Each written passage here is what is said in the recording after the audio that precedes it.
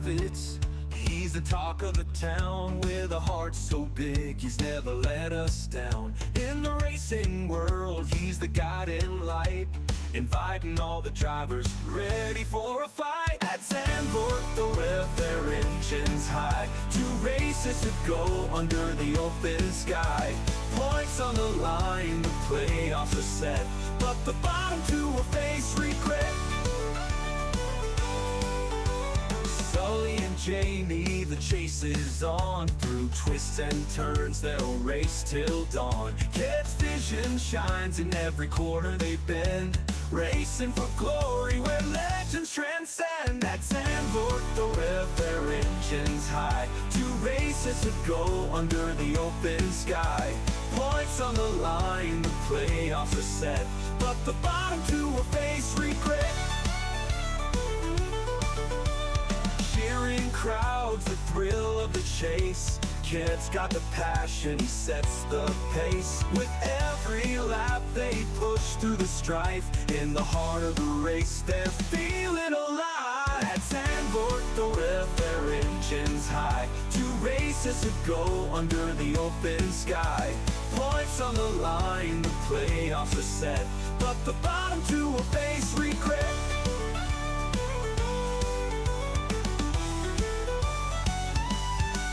Cheering crowds, the thrill of the chase. Ked's got the passion, he sets the pace.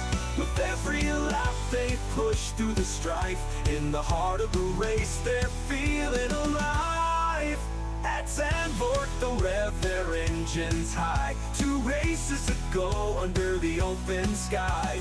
Points on the line, the stakes are set, but the bottom 2 will face regret. So here's to Ked with his dreams in sight. In the racing community, he's our shining light. 2 races ahead, the challenge unfolds. With hearts in the lead, we'll see who holds gold.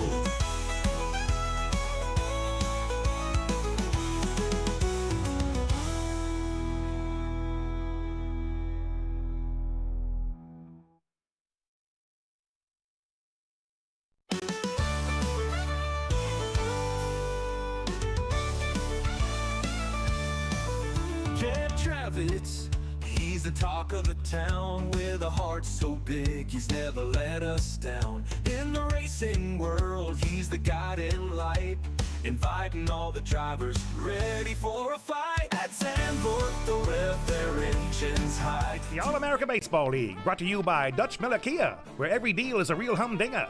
Look, there's league superstar, cast iron arm Chris Miller, and one of the league's slowest base stealers, Wes the Bear Dog Thompson. Get a home run of a deal and make the play of the day driving off in your dream car from Dutch Miller. For a limited time, get 2.49% APR for 60 months on all 2024 brand new Sorrentos, or up to $2,500 Kia Finance bonus cash on select models. Shop 24/7 at DutchMillerKia.com.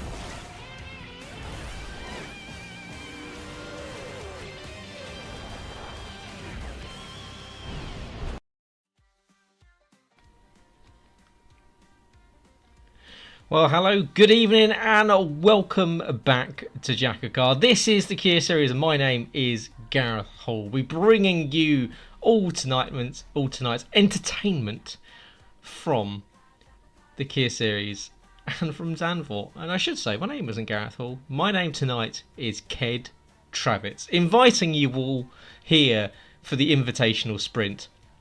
And a little thing that I've cooked up over the last few seasons or so. But, well, I'll hopefully be joined shortly by Peter Kerr-Nightick. Unfortunately, she's off currently spouting some sort of rumour about humans being lizards and Donald Trump being our king and overlord. But hopefully he'll be joining us shortly. But for now, welcome to the KTIS, to the Travitz Invitational Sprint. I will explain to you what's going to happen tonight, because hopefully Jess is watching along and she's going to be able to just make a few slight alterations before we go live into the lobby. So here is the build-up of what's going to happen for the rest of the season. I'm sure you've all seen it. There's the calendar. Of course, we are here in Zandvoort, October 22nd, before 4 more races in the playoffs. This is the first elimination race in the playoffs. 2 of our playoff drivers will be eliminated tonight. Will it be Shep? Will it be Bazza? They've got some work to do. Format is usually this. However, tonight will be slightly different, because we are here for the sprint. 2 25% lap races. 2 stops will still be enabled for the rest of the sessions, so they will still be doing their mandatory 2 stops. No jokers tonight. Race 1, grid will be set by quali. The first stage point will be on lap 7 of race 1.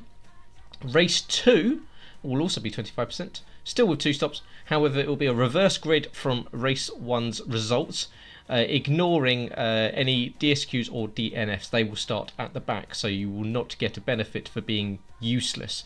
And at conclusion of both races, your accumulated points will be tallied and scored. So you will score Jackocar points for race 1. You will score Jackocar points for race 2. So the race winner, if they won both races, would score 40 points. And they would be your overall race winner. If you potentially got maybe a 4th and a 7th, that might win you the overall race. So it is based off strategy, consistency tonight. It's not straight up who crosses the line first. So that's how it's going to work. There will only be 1 stage per race, so the second stage will be coming on lap 12 of race 2. Pit stops can still be made after lap 3. Fastest lap and most laps led will be accumulated across both races as well for their playoff points. Any drivers caught slowing down or pitting to get a better grid slot, that includes pitting for the fastest lap in race 1, will take a 10-place grid penalty for race 2. Tables are looking like this. That's your playoffs. You can see Ben Harrett, Yuri already through, Mike already through. It is Barry and Shep that are in the elimination zone. But you want to see the chase. It's Sullivan Lewis leading by 1 point to Jamie and Michael Okeke, 6 points back as well. So looks as though those 3 will be the ones to go. But for tonight, a little bit of a change up, as we have hopefully got you guys watching along. I will just double check. Yes, we are. Wonderful. Thank you, Jessica. So welcome to my my PC screen, as you can see. Welcome to the wheel. As you can see, there are 1s, there are 2s, and there is a none. This is the roulette table. You are in my casino, and we will spin the wheel. Where will it land? It lands on 1. So race 1, Jessica. And this will be only 1 race. We'll have the following weather condition. So race 1 will have an intermediate start, an extreme wet finish.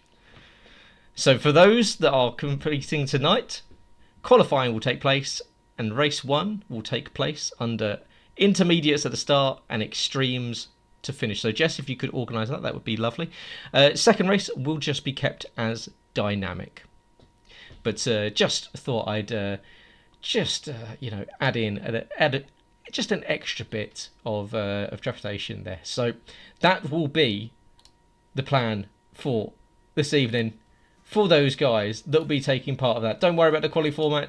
They'll all be coming out. Where are we going? We're going to the action. Let's go to the action because we're going to kick in to the lobby. So hopefully the guys have all been watching along, as Scott's already cussing me out in the chat. Wonderful. I love it. That is exactly what I wanted from this. But I don't think I've got... I'm just going to double check. I don't think I've got Pete with me. Oh, I do have Peter with me. He is he's currently muted, so I will also unmute him for you, so he'll be able to hopefully join, and you'll be able to hear Petica, Night Prick Tick, whatever I named him. Peter, definitely Petica. Definitely a prick. Yes, definitely a prick. Good evening. How are we doing? I'm good, thank you. I just thought I'd let you do your thing. And this is my first time witnessing a Travitz special. So I look forward to it. And I didn't realise there'd be a little bit of twist with the weather. You setting up some random wheels. But that just makes things a little bit more exciting. It does.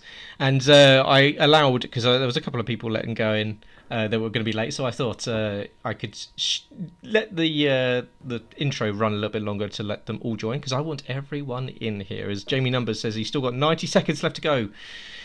Well, you've still got time to get into the qualifying session, Mr. Griffiths, and I expect to see you in there. But Pete, how much are you versed in the KTIS, into the Travitz Invitational Sprint? Well, I've read your rules. That's a good start. That's probably a good start, yeah. So, yeah, I understand there's two 25% races. Qualifying organised in the first one, reverse grid from the finish for the second one.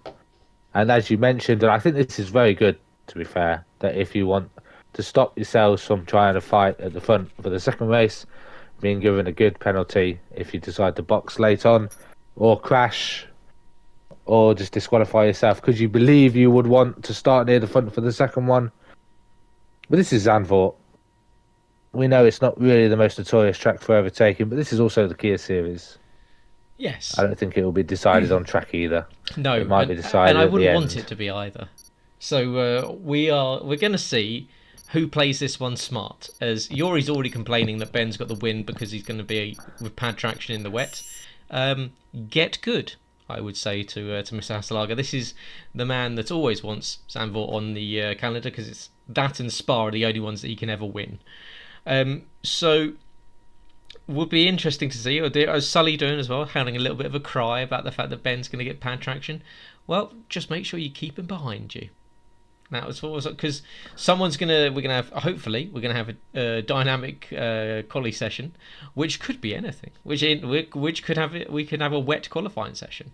Who knows? But hopefully we will be going inters to extreme wets in race 1, and then dynamic for race 2. So all the guys will get tested out this evening, and hopefully we will have a really fun elimination race. Oh, you love to see it, as we are in the wet for qualifying as well. So even better. And if the guys say pad traction OP, well, if that's the case, that means Ben will be on pole for the first race, and if he finishes there, he'll be starting at the back for the second race, which might make things a little bit more interesting, fighting through from the back of the field. So Pete, Zandvoort, what are you thinking about the circuit? Well, because it's in the Netherlands, I hate it, pretty much. So, no, it's not. It's a track I actually enjoy driving around, but as you mentioned, it's not the greatest track for racing, for overtakes. I do enjoy the fact they've got these banked corners as well, but it's going to be a test for some of these drivers, especially with the weather. I know a lot of these drivers don't do a lot of rain practice. You can't really do it anymore since Codemasters took out the ability to run time trial in the wet weather. So why would you practice the wet, to be honest? There's no real point.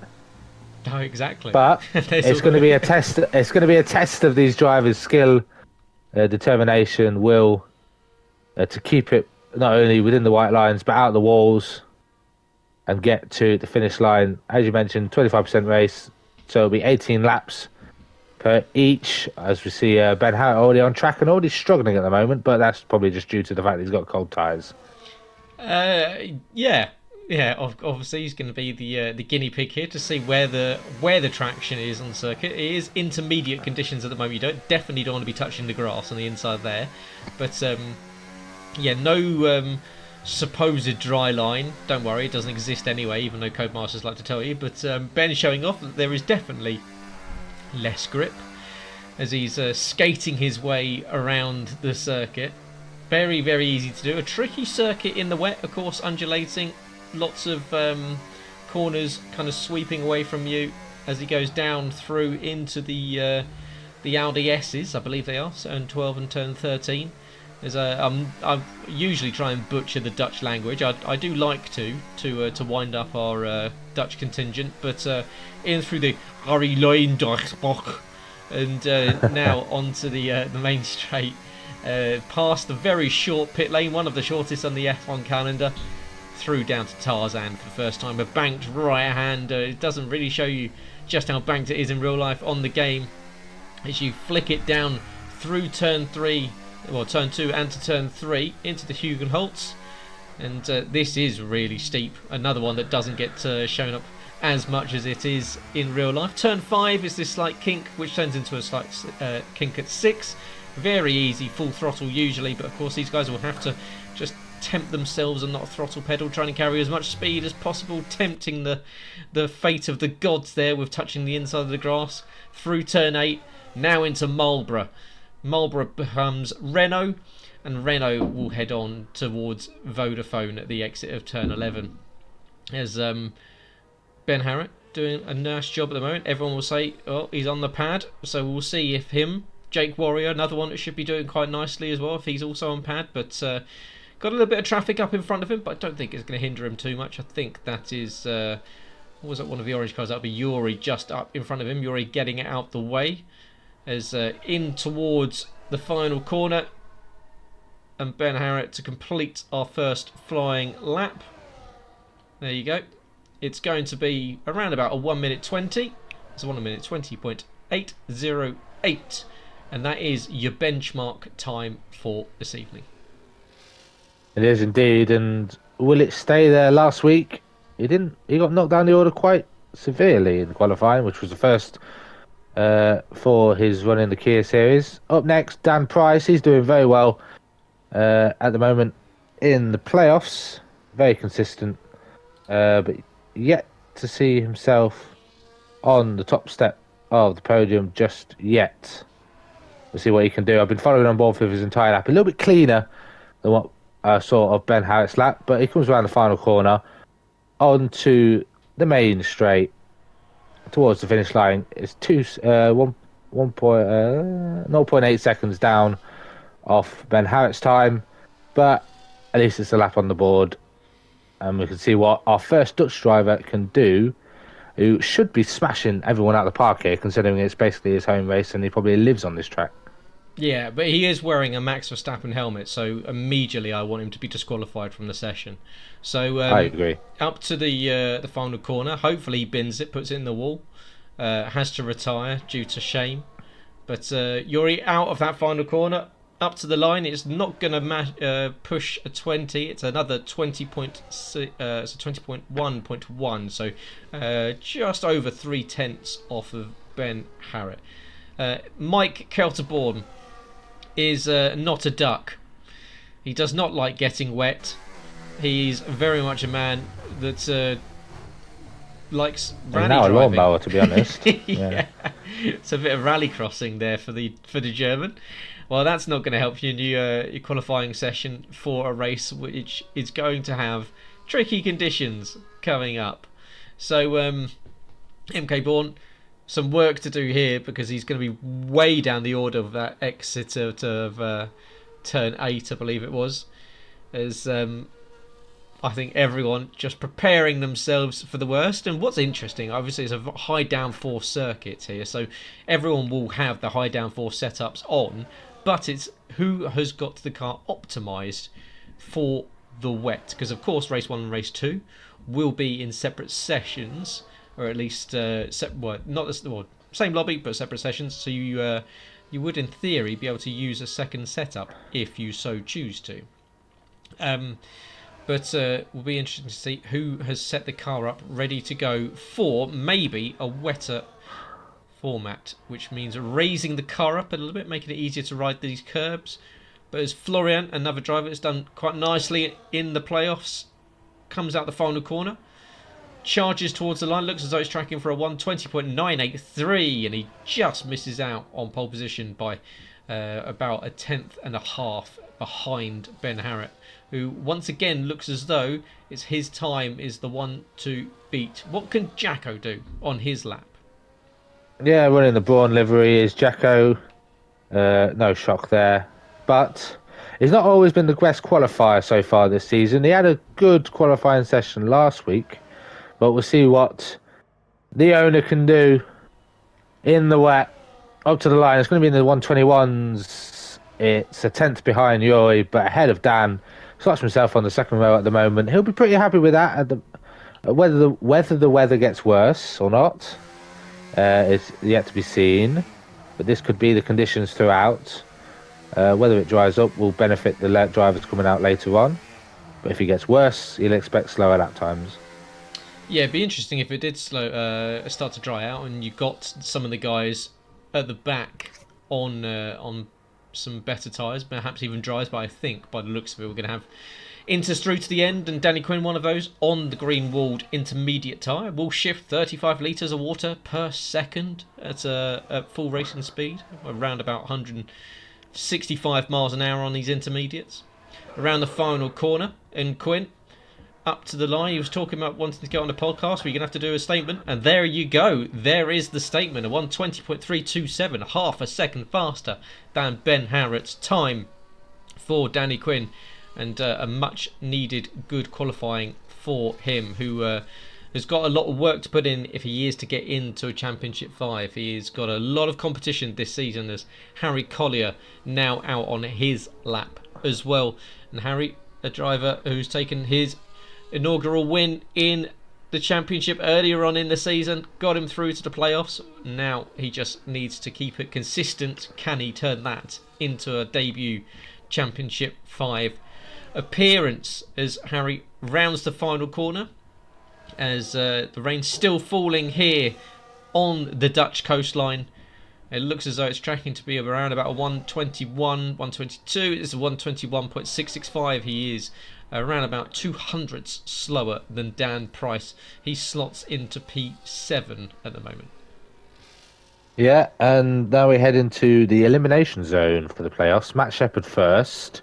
8 points separates himself and Harry Collier, but he's not had the best of laps. He's got half a front wing, so whether he's found his way into a barrier. I know he decided to try and take the Mike Kelterborn line through the second sector, which hadn't worked out very well.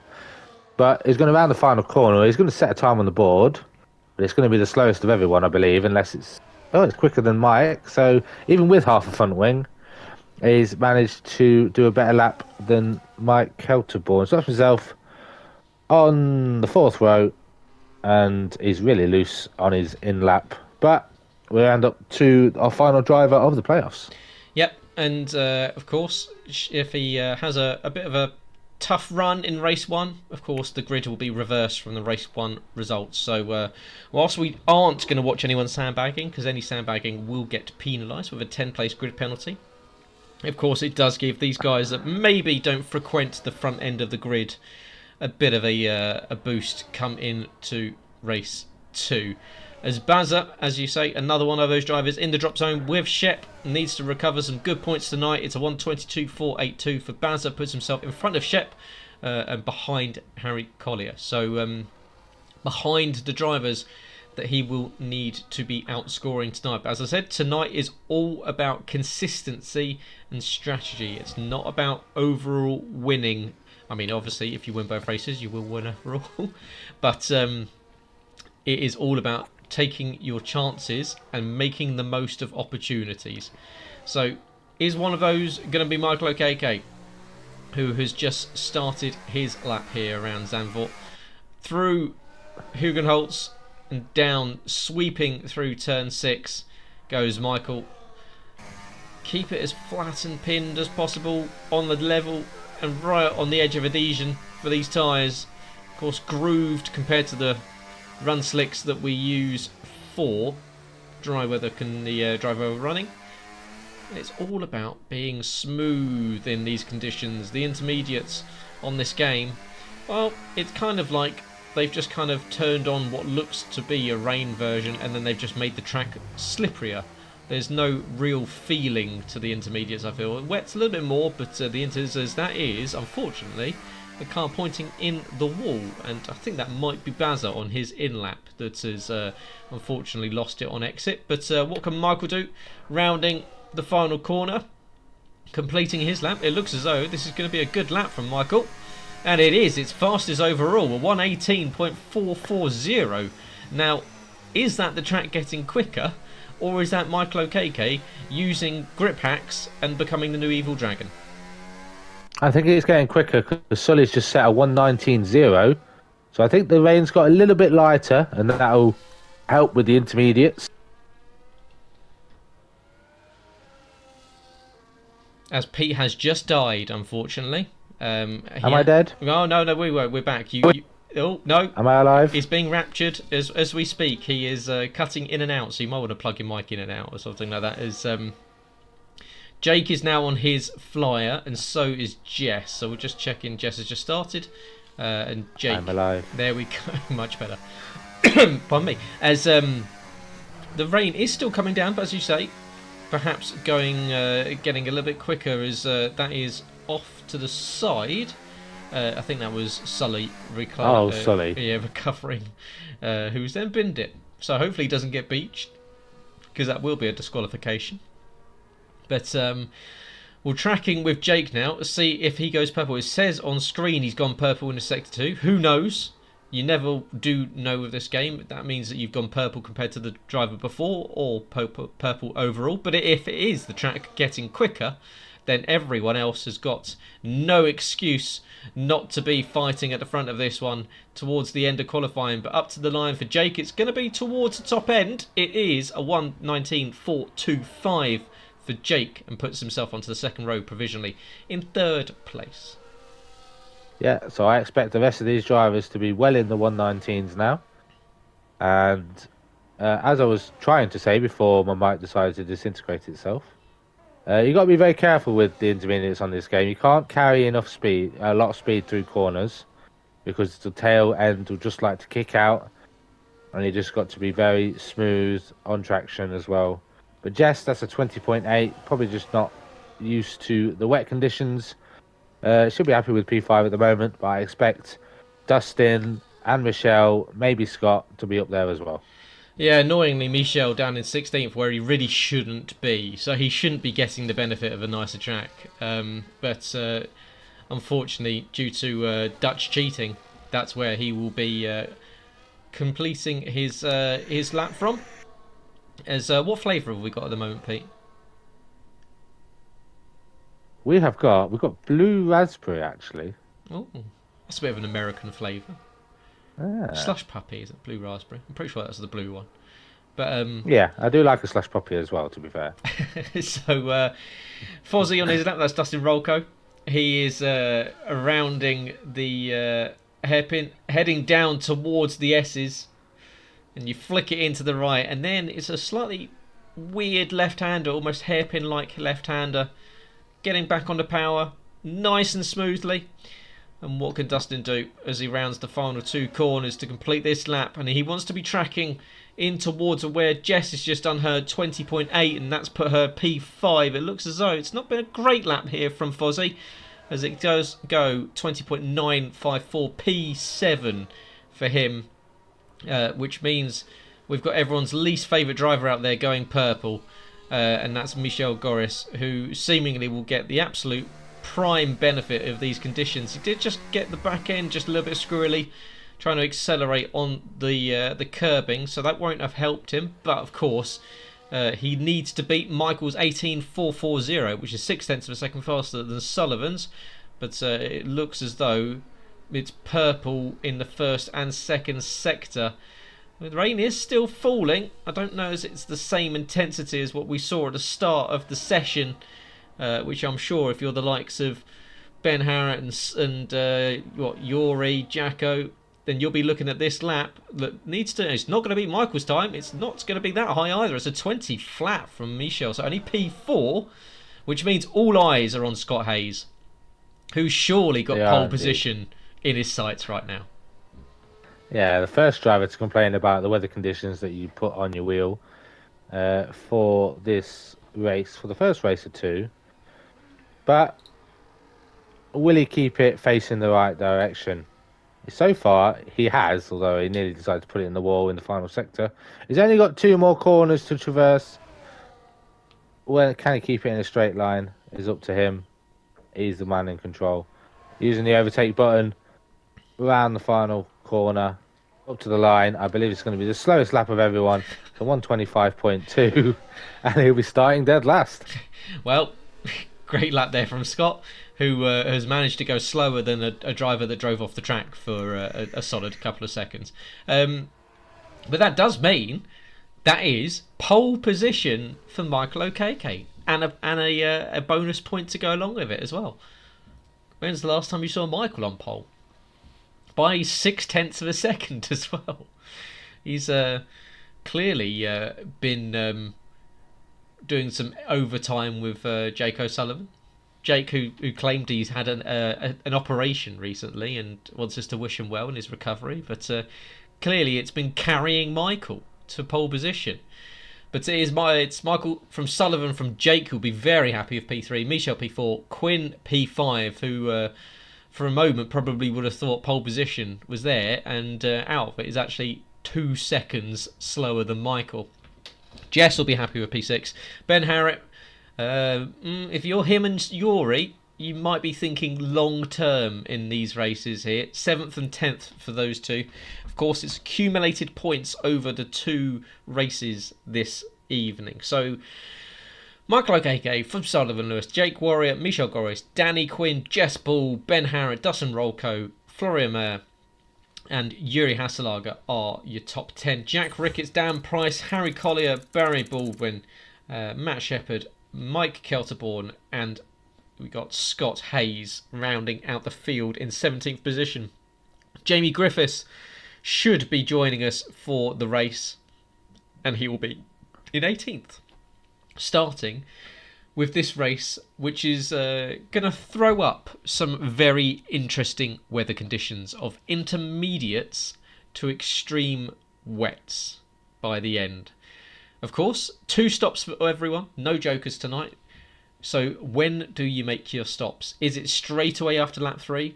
And if that's the case, do you stay on those inters? Do you look to start in extremes? Of course, it is heavy rain. It's not puddled just yet, so the extremes won't be just as effective.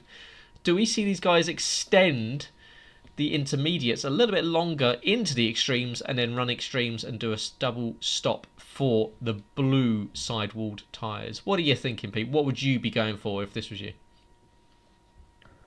I'd be... Well, the first stage, or there's only one stage per race. Lap 7, stage 1. If you're near the front, try and stay out and grab that extra bonus point. There is only 18 laps. To make 2 pit stops in 18 laps, you've really got to think about when you're going to make those pit stops. As you mentioned, do you stretch the inters to go for a double wet? Do you make a double inters and then do one final stint on the wets? It just depends how early this heavy rain decides to come in. Because if they start on inters and go to wets quite early on, they need to do a double wet.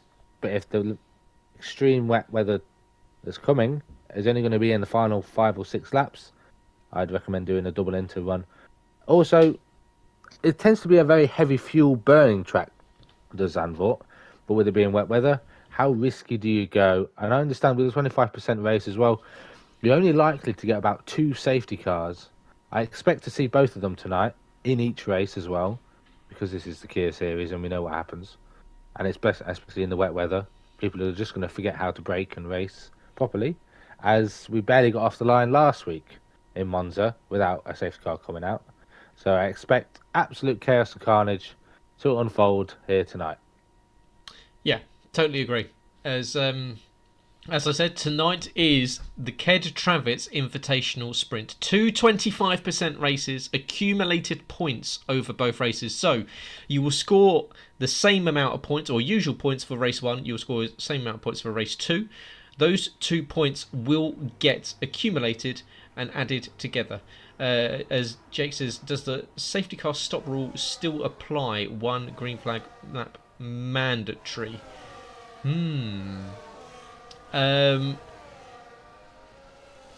Explain that a little bit better, Mr. O'Sullivan. Does the safety car stop? You can still stop under the safety car. That will be one of your mandatories, if that makes if that's your question. You can still do one of your stops under a safety car, as long as it's after the end of lap 3. Same as usual, effectively. And we'll do that for both races, because otherwise that's a lot of work for the admins to work out if you've used a safety car in one race and not in the other. So hopefully that helps. If not, let me know. But whilst we're doing this, let's revisit our social experiment from last week. And I asked everyone that's watching the race, both live and back, to like the video, so I can actually see how many people are paying attention to what Pete and I are doing, and not just the blurry colours that are driving around on screen. So if you are watching and you are listening along, please press that like button so I can see how many of you actually pay attention. And also, it does help us out, and it's by boosting this video, it actually boosts the Cup Series, and the Cup Series, my God, needs it, because it's coming into some really fun racing in the last few weeks of its season. One of them being a second visit to the Speedway. So if everyone that is watching along can click the big thumbs up just below the video, yeah, I mean, chat away in the comments, because comments increases engagement, and engagement increases viewers. Jake says, can you do both stops under the safety car, or does one of them have to be green? One of them has to be under green, so you cannot do both under the safety car. Only one can be done under a caution. You can make it under a VSC. That's standard Jackocar rules anyway. Yeah, so basically standard Jackocar rules. As unfortunately, Jamie, that is a terrible attempt at flat spinning your way to some warm tyres. Some nice field spread as these guys looking down towards Tarzan to start us off for the first of 25% around Zandvoort, and we're out and underway. It's Michael O'Kk on pole position. It's Sullivan Lewis and P2. Michael comes across and takes the position. Sully is already having to stave off 2-3 cars that are trying to go around him, and he's lost not only second place, but he's now down to 5th, as that's Quinn, Jake and Michelle that are battling away. So great start from Michael. He just needs to get on with some business now. Behind, you can see that's Quinn fighting away with Michelle. Sullivan has got back past Jake, so he's managed to retake on the inside, and behind, everyone filtering into position. Now Ben Harriet up to P6. Yuri's moved up 2 places up into P8. Yeah, and there was a car that didn't get off the line. Jacko, I think he got disqualified under the formation lap as well. I think he might have decided to take his toilet trip a little bit too late in the session. And he is back up and running, but he's got 4.5 seconds to catch up to the pack. As Jake now loses position to Ben Harriet. Sully's up to 3rd, recovering from that poor start. But Michael O'Kk is lavishing in these conditions. He's already 1.8 seconds ahead. And I think Michael was wishing we'd have more wet races. Yeah, where on earth has this pace come from? As Michael was 2 seconds in the lead at the end of the first lap. So fantastic start from the man from Northampton. And he leads us away. 1:26.533 is your opening lap from him. 1.9 seconds is the gap ahead of Michelle Goris, who's now got Sullivan Lewis, who's got back past both Jake and Danny Quinn on that lap. So after a slow start, Sullivan very much back up to speed now. Is he going to go for an under and over here on Michelle? And of course, these two both in the chase somehow. Who would have thought? Oh, that's a massive crash. Ben Harriet and Quinn. That's a massive crash. They went side by side, and neither of them were going to leave either of them any room, and they just glued together and went straight into the wall. Ben Harrett with his own tricks, trying to go side by side with another driver and wanting to just shove him off the track. And we get our first safety car.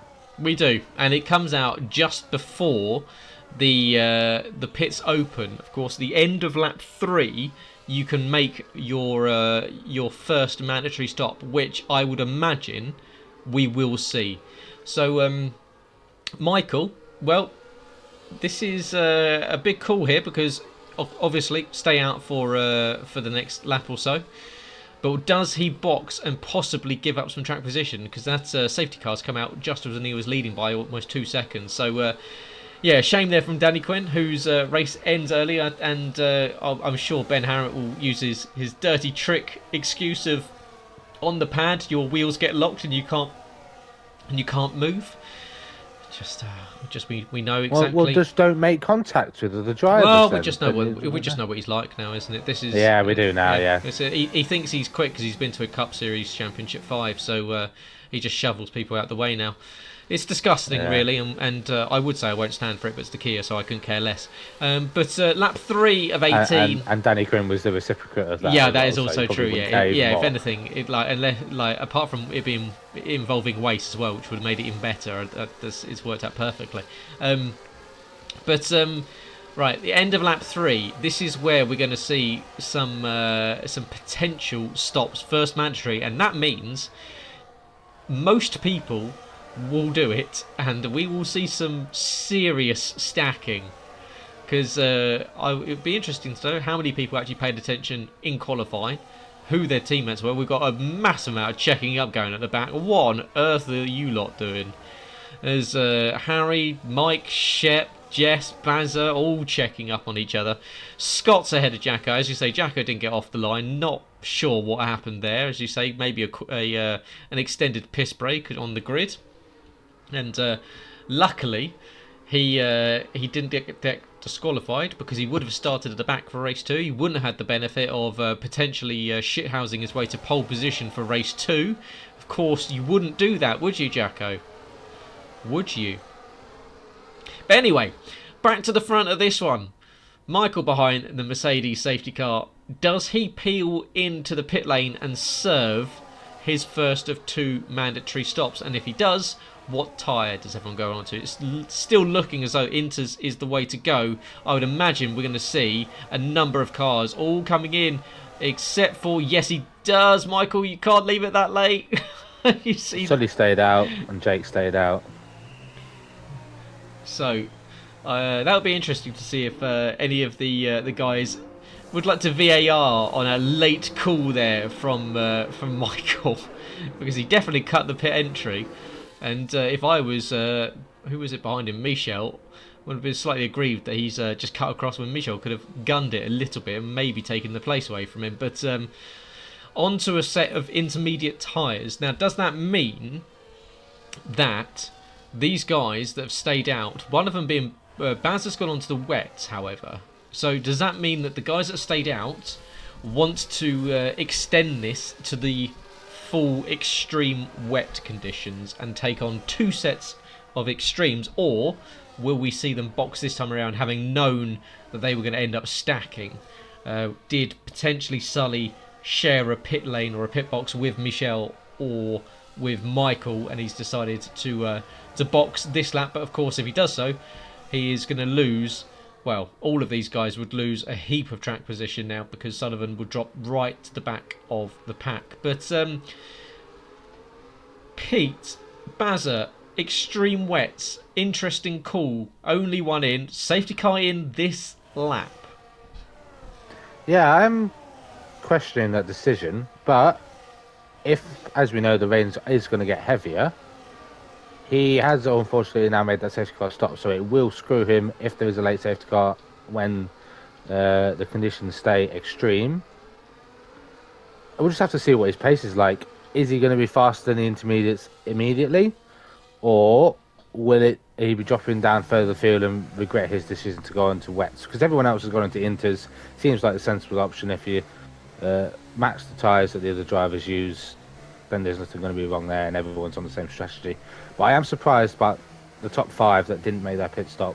Obviously didn't want to force a double pit stop, double stacking, we'll see how this restart goes. Yep, as Sullivan, any time from now he can let go, and he's going to keep this one very, very late indeed. Jake wants to go, he's being backed up, and in fact, Fozzie's gone straight into the back of him, so Dustin loses a front left end plate as he just had to check up with a late go from Sully. He's allowed to do that as long as he's kept consistent speed, so just a mistake there from Dustin.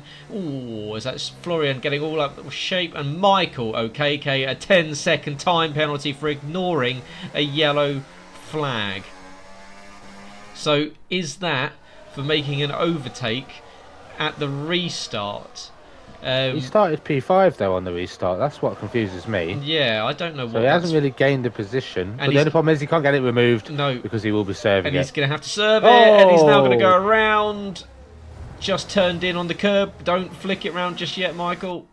In fact, he does the right thing. He unfortunately spins out into the gravel to recover. And a real shame there for Michael KK, who looked as though he had, well, everyone at his mercy by the end of the first lap. But a 10-second time penalty, and now will have to fight his way through from the field with that time penalty served as well. But you can see the rain is very much coming down now. So let's go on board with Sullivan. What does he do? He stays out. He's definitely taking these tyres to the extremes. He's still set the fastest lap in the race, 124.158, as behind Yuri comes in now. So interesting to see what the Dutchman does on tyres. It is extremes for Yuri, so he's gone and decided that it is now time to put on the blue wall tyres and do what Bazza did under the safety car. Bazza stays in P10, of course, but up in front you can see everyone else still out on the intermediates. Jamie Numbers, who has started from the back of the grid, now up to P8. He was one of those that stopped. Bazza gets passed by Dan Price, so those extremes maybe not working just as effectively just yet, but Bazza is playing a waiting game with them, hoping they come back to him. But you can see just how much more grip the likes of Jacko's got at the moment. But the rain very much coming down. Bazza really struggling on exit. He will do, and if there's not enough water for the tyres to shift, as we've got a car around, who's that's had an issue? There's a brief localised yellow that is now gone back green. Is that for Michael? I think it is for Michael again. So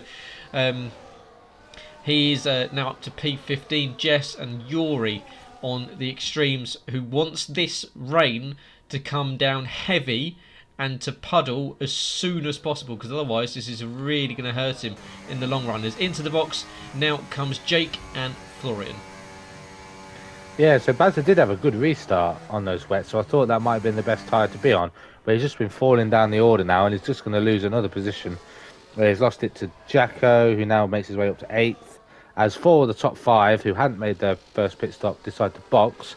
But Sully's got some pace at the moment. He's setting fastest laps, and is very close to running towards qualifying times. The 122 was what I saw for the fastest lap. He's now got to make a decision though, Sully does. See what Yuri's doing on the wets, because he's put there probably, guinea pig, as Bazza and Michael are making contact up the hill into the second sector. Neither of them ended up in the wall. Funny enough, they didn't glue to each other. Maybe it's because they're both on wheel, or maybe it's just a pad issue where you glue to each other. But I don't think any of them picked up any damage. Michael back recovering up to 9th, but he's got that 10-second time penalty to serve. But we know he's got some great pace, and he's already made his first mandatory. Matt Shepherd overtaking Michelle.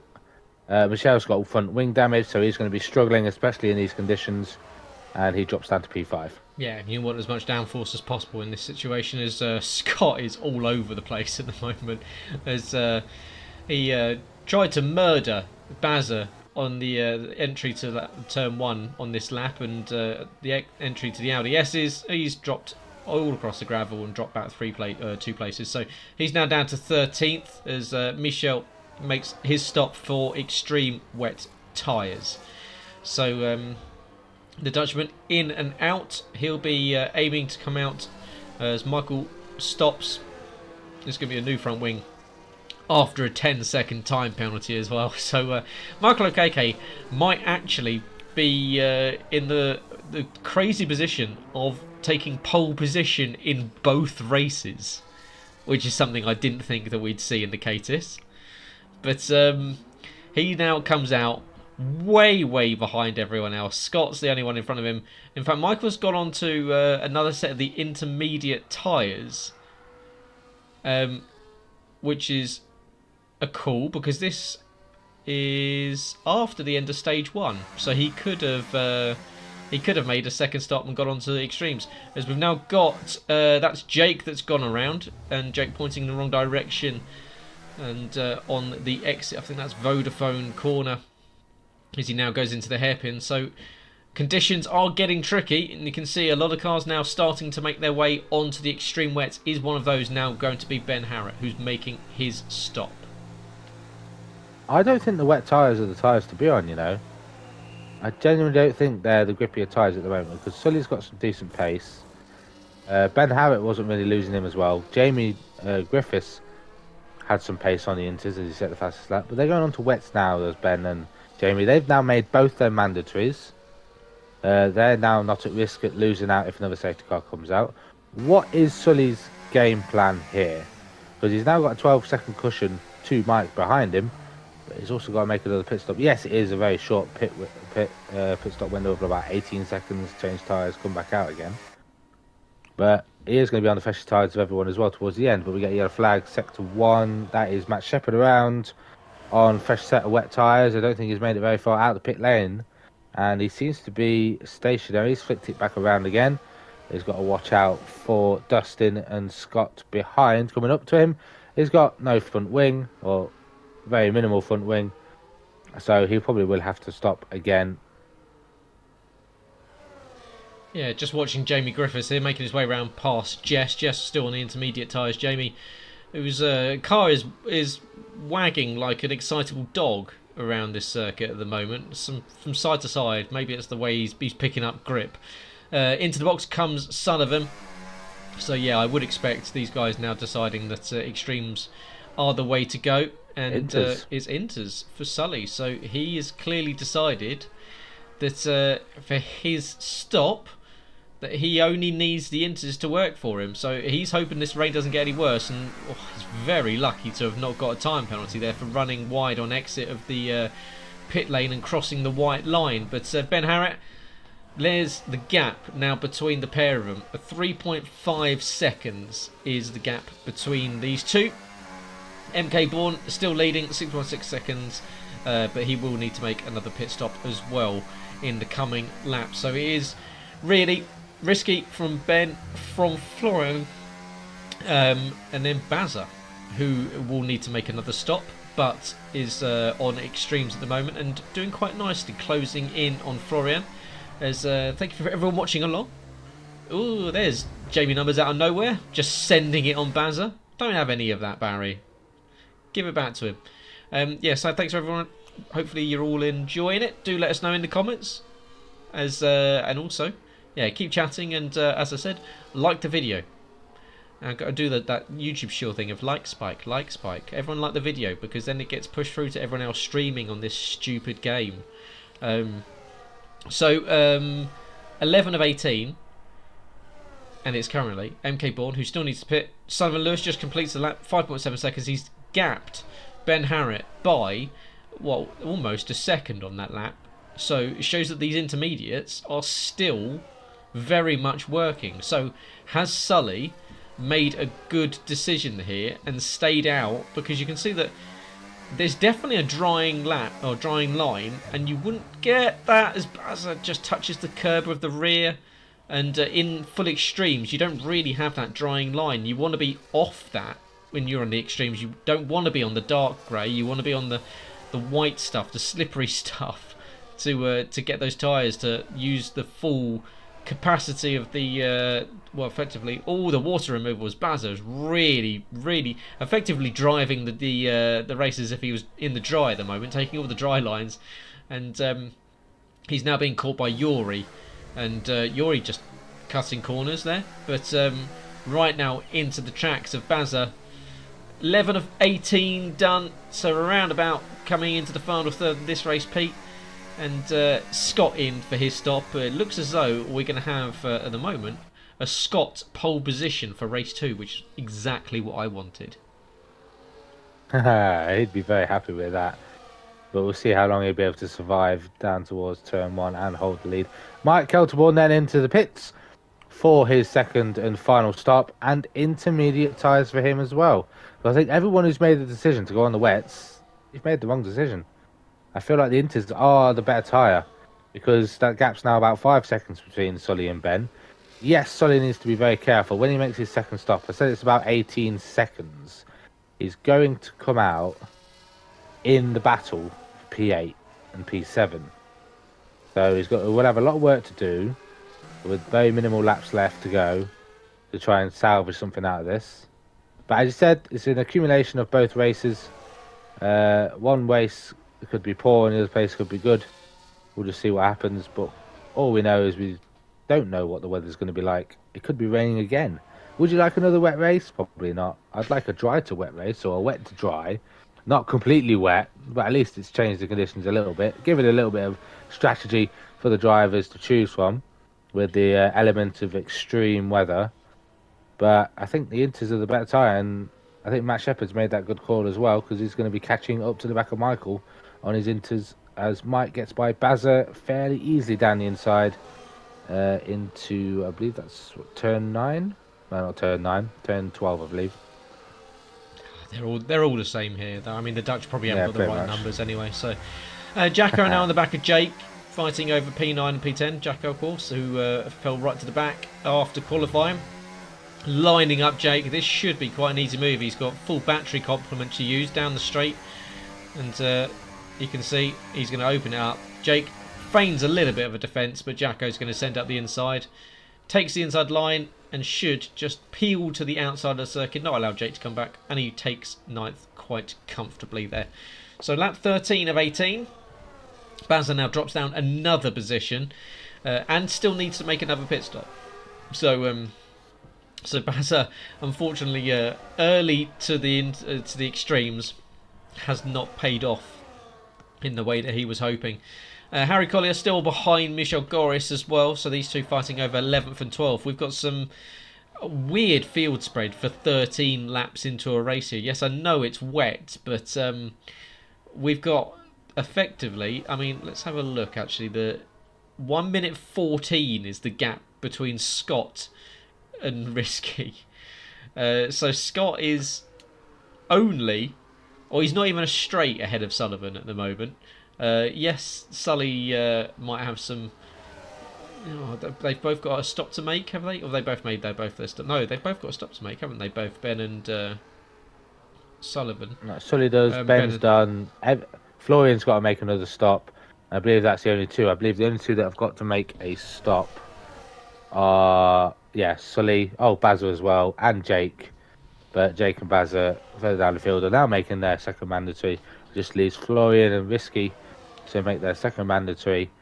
This pace is good from Sully, but don't leave it too late. You're probably waiting for a safety car, but the longer you leave it, the less likely it's going to happen. Yeah, and a couple of laps left to go in the race. I think a safety car would have to come out now if anything was to happen. So that strategy call may not have paid off for Sully, and we wouldn't want to see him potentially staying out and pitting late to potentially try and get a grid slot for the next race, would we, Sullivan? As it's lap 14 of 18. It is Sullivan Lewis, but needing to pit ahead of Ben Harrott, who does not need to pit. Florian Mayer, who does need to pit, ahead of Jamie Numbers, who does not need to pit. Jamie Numbers, another possible podium on the way for him. But of course, 2 races tonight. The points will be accumulated across both races, totaled up. Oh, Jamie! Oh, how on earth did you keep that pointing in the right direction? As he is chasing down Florian as we go on to lap 15 of 18 here at Zandvoort.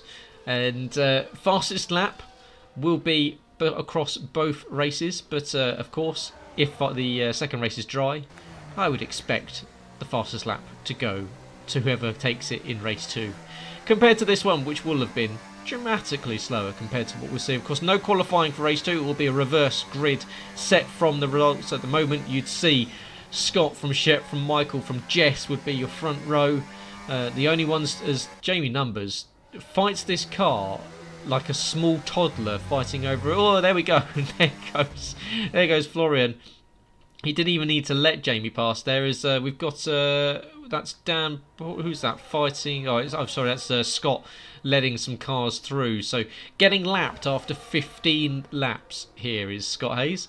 Not one of his best showings, but unfortunately for Florian, now down to 4th place as Jake and Dustin trading places and looking very, very close as they head their way around. As Jake wants to get down the inside, is get on the grass. He's just about got off the throttle, getting very, very close to pointing in the wrong direction. You can see all the gains and losses throughout this race. Sully up 1, but he's going to fall down. Ben Harrett up 5. Jamie Numbers up 15. Florian, he's got to make that stop, and he is doing so. MK Bourne up 11. So, likes of Michael Okeke and Jake Warrior, the big losers in this race so far. And you can see tyre choice is very much come into play. And I think you're right, Pete. It looked as though the Inters, even though we've got this rain that's come down, the Inters have very much been the tyre of choice so far for this race. Yeah, and a little bit of a learning curve for the drivers. We've not had many or any wet races in Kia, not even any in Cup. So you don't really know what the conditions are going to really be like and how far you'd need to go to be using the wet weather tyres. Or the extreme wet, so to say. But Sully needs to make a decision now. Does he box at the end of this one or does he box at the end of the next one? Because then only 2 times he is going to be able to make his second mandatory. He's not on a joker. No one's on a joker. You don't get a joker in a 25% race, especially in the Ked Travitz Invitational. Will he box at the end of this one? He does indeed. Give himself a little bit of time to try and get a few positions back. As I said, it's about 18 seconds. With the pace he's had, to be fair, he might be able to come out in top 5. Yeah, you might be right there. It looks as though Sully's going to get at least, as you say, maybe even 3rd, because Yuri's only rounding the first corner now. Sully's going to meet him on exit. Who's going to get the drive here? Yes, it is. Yuri just gets ahead as Sully goes on to a brand new set of intermediates. Now we'll see if this is the better choice to still burn the intermediates or if it's the wets. Of course, Yuri, 11 laps on those extremes. So, I mean, really, Yuri would have worn those extremes down a little bit. So, Sully might have the benefit of grip here. If he can stay on the drier line, this dark grey patch you see on the circuit, we'll see. Or is it just wet enough that the extremes are working a little bit better? And if that is so, then Yuri will just have to do everything he can. You can see just how loose the back end of Yuri's car is on exit of some of these corners, but these two are fighting over a position. Yuri, of course, he is already advanced, so he doesn't have too much to fight for, but will want more points to take into the next round, as there's an that comes from Peter Knighton. Yeah, Jamie Griffiths nearly chucking it in the wall out the exit of the final corner. He is absolutely just throwing this car around, trying to hunt Ben Harrett down. It's down to a second. No DRS in wet weather conditions. I was watching on board with Sully and Yuri just to see what the difference in tyres was going to be. Yuri was a little bit loose on exit, but that's just Yuri's driving in general. But I've tried to click to the battle at the front because that gap was about 2.5 seconds. It's now down to half a second. We're on the final lap. This could be a bump and run and photo finish if needed. I think Jamie is really adapted well to these conditions. He has, and as you say, is this a bump and run? Because, well, he's tried it already in the Kia Series so far this season. It didn't quite work as intended, because by bump and run, what he really meant was attempted assassination. Yellow flags are out. I think that's for that fight between the likes of Dustin Rolko and I think that was Bazza involved as well. As well, Jamie Numbers, you've got 2 more corners left to go if you're going to make anything out of this. But it looks as though it's going to be Ben Harrett potentially taking another race win But of course, it's not technically a race win, it's just a race 1 victory. It will be Ben Harritt out the final corner to the line. He will be starting last out of all. Actually, well, technically Quinn will be starting last out of all, but it will be Ben Harritt from Jamie Numbers. Yuri will come home just ahead of Sullivan. MK Bourne behind. Dan Price, Jacko, and Florian, Harry, and Michel. So somehow we've managed to get all the faster guys to the front of this one, even with the mixed up grid. Oh my word, Michel. Well, you're starting at the back. Yes, because even if you thought DNF would get you towards the front, it's already been written that DNF means nothing. You'll be at the back, sunshine. That's very funny, and hopefully no one picks up. And that's also no points. No, yeah. Oh, fantastic. Michael Okeke is going to be absolutely livid with how that race has gone. Starting on pole position, 13th for him. He does start from 4th in race 2, so maybe something to fight for in that one for him. But it does mean that he starts off with a maybe a poorer collection of points. Of course, it is accumulated points, so it is now Shep Bazza crawling his way to the line, and Scott, who was a lap down, who will start on pole position for race 2. And Pete, if you could just chat away for a minute whilst I just put these results in, and I can start accumulating everyone's points. I've got to chat away for 10 minutes. I bore everyone. No one wants to hear that. But okay, we'll do it anyway.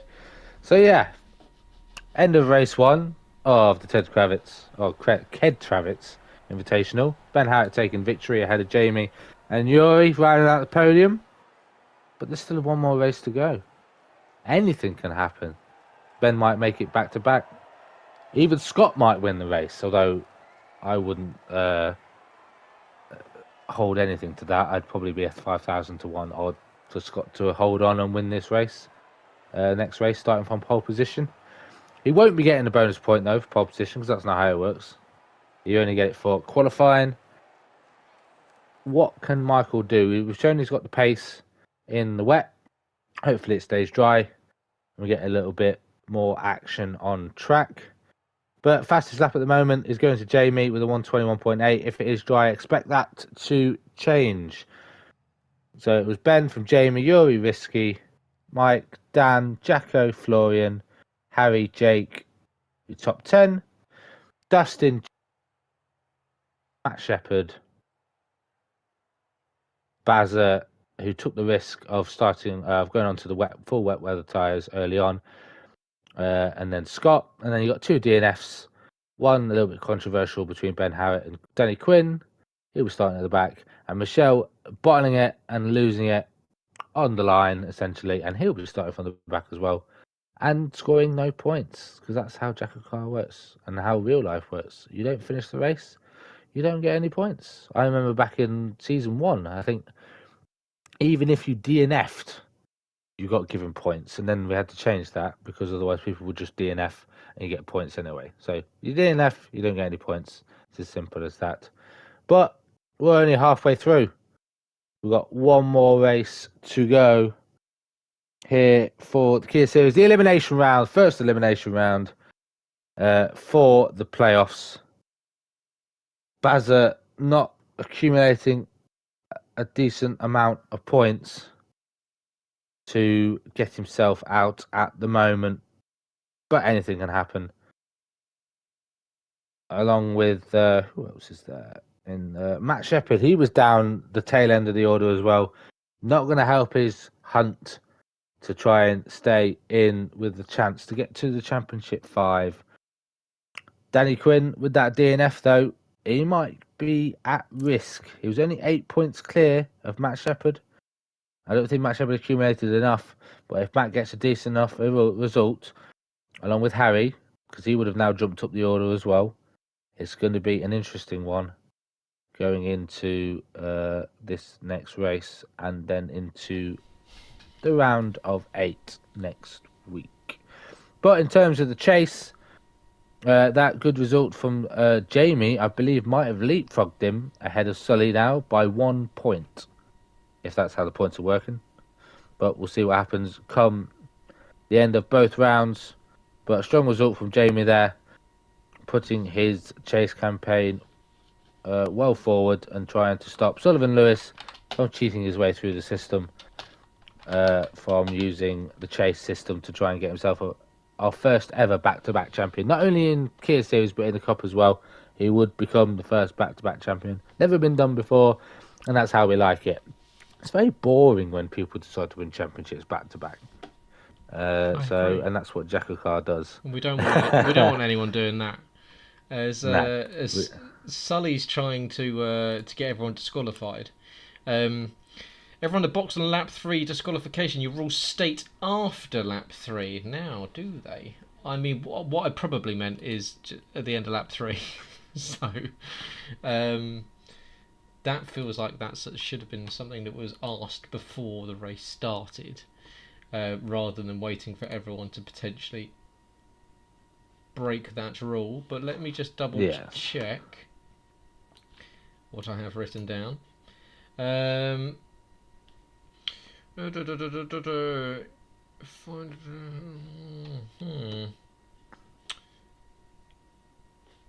I would believe, Mr. O'Sullivan, that it is. Jacko thinks it's 15 DSQs incoming as well. Yeah, but that would include himself, wouldn't it? I mean, technically, they go off whatever it says on my rules. So. Oh, you've run the ring in Jacko. You're running the ring for this week. Well, you're all suggesting. You're all suggesting that I also have my rules up right next to me, so I'm actually having to go back and double check what I've actually typed because I can't remember. Pit stops can be made after lap 3. So, after lap 3, would suggest... Sully just wants the free win. Yes, I know he does. That's what he's doing. I would say after lap 3 would be the start of lap 4, which is when everyone pitted. They did pit the thing is, at the end of lap 3, which is the start of lap 4. Yeah.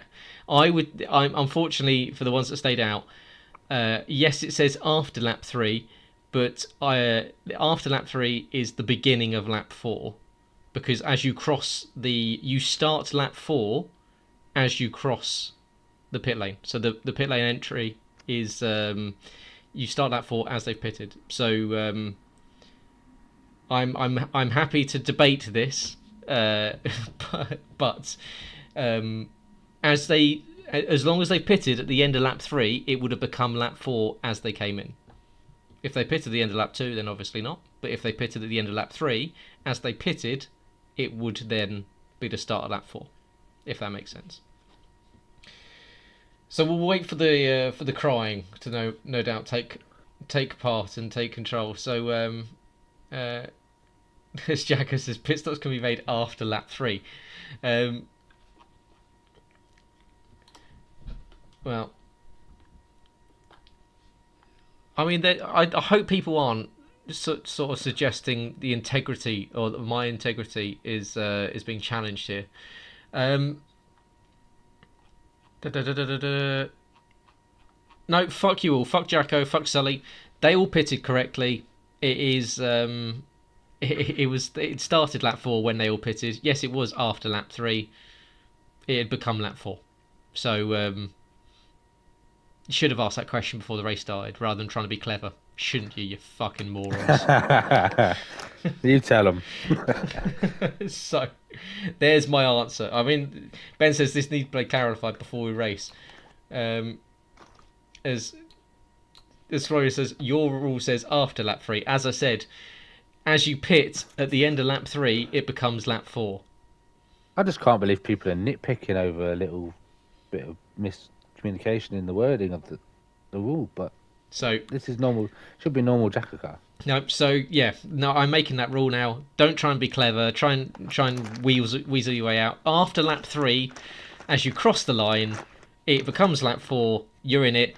If you want clarification, look at Schumacher serving that fucking penalty back in 1998 at Silverstone, where he came in, served it, and the race had ended. That's how we're doing it.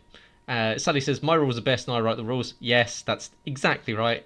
That's weak from me. I wrote the fucking rules. Now he's just suck it up to you. And also, ultimately, I'd like to see you all starting from the back. And it doesn't make any difference anyway, because you need to fucking score points in the second race anyway. This isn't the end. So just do it better next time. Just join the next fucking race. Let's just carry this one on. This is if only this was Jacko Ball, you'd all fucking listen to me. But some people don't anyway. No, so. That's true. Yeah, losers. No, I do decree that after lap 3 means the beginning of lap 4. So if you've pitted at the beginning of lap 4, you're in the clear. Let's see if anyone else is clear or crying in the Twitter chat. Yeah, there is. No, They're all crying in the Twitter chat. So. Absolute fuck you all. I'm going Jackocar. Jackocar.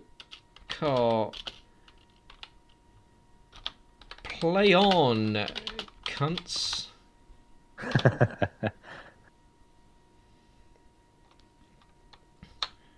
So, you can listen to my lovely mechanical keyboard.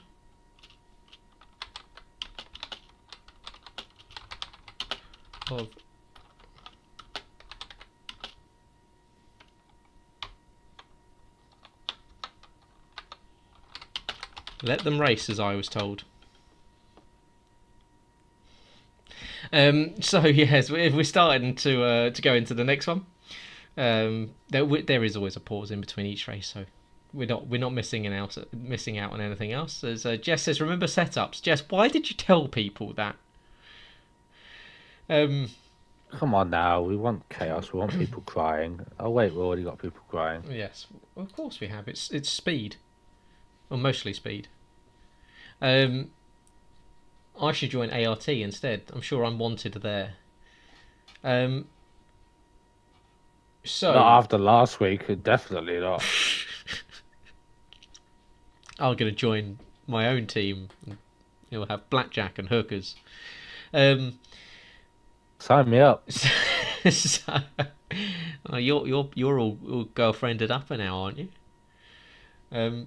So She's probably watching, so no comment. I didn't say that. So that was Ben Harrett that took the win. So he will be starting back at the pack of this one. It will be Scott Hayes on pole position, Barry Baldwin alongside him, Matt Shepherd and Michael O'Keke.